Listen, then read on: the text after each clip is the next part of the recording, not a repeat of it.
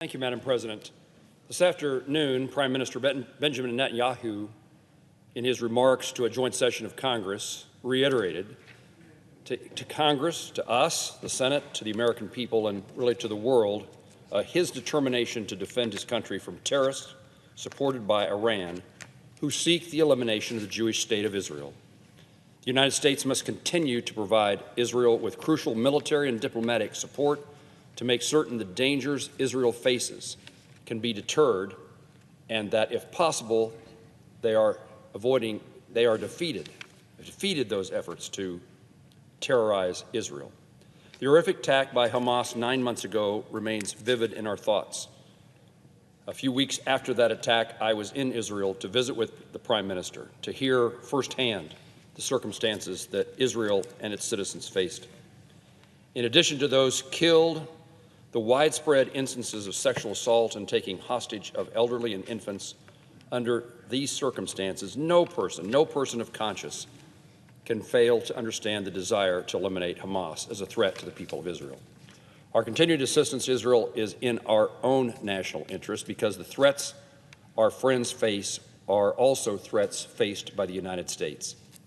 This conflict may seem distant from our shores, but make no mistake that those who seek Israel's destruction aspire to harm American citizens wherever they may be, including here at home.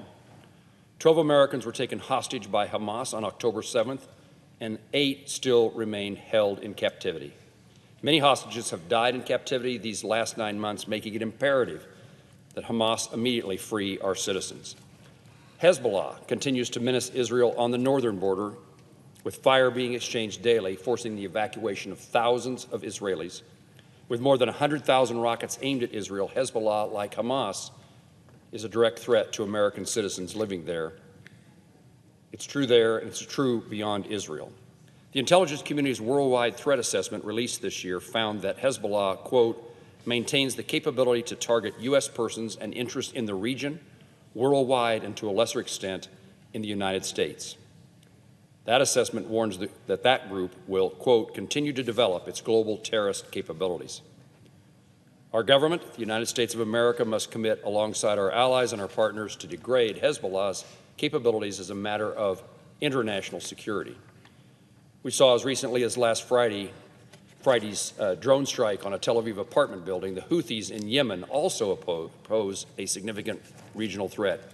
Their slogan, of course, includes death to America, death to Israel.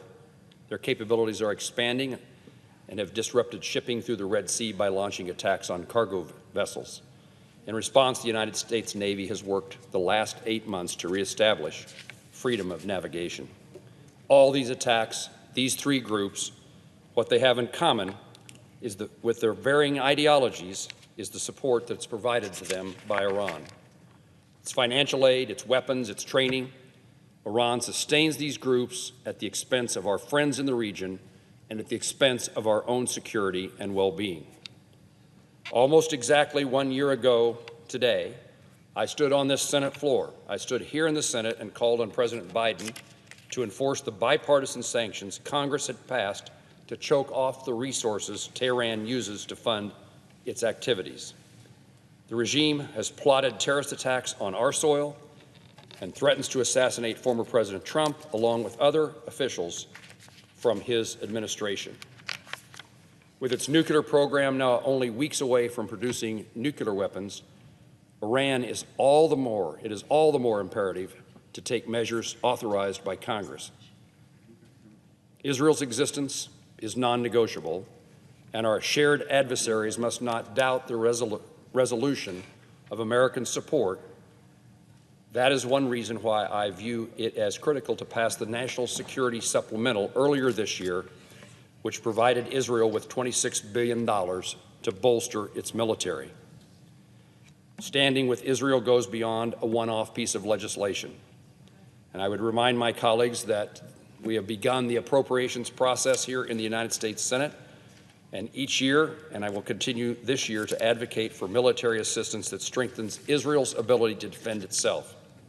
As the committee begins to mark up 12 bills for the next fiscal year, I remind my colleagues it's important we quickly advance our appropriation legislation because of what is at stake for our nation and for our allies and for those who support our friends. Support for Israel goes beyond Israel's security. That's an important goal in and of itself. But I remind my colleagues that support for Israel is support for the United States of America. Madam President, I yield the floor.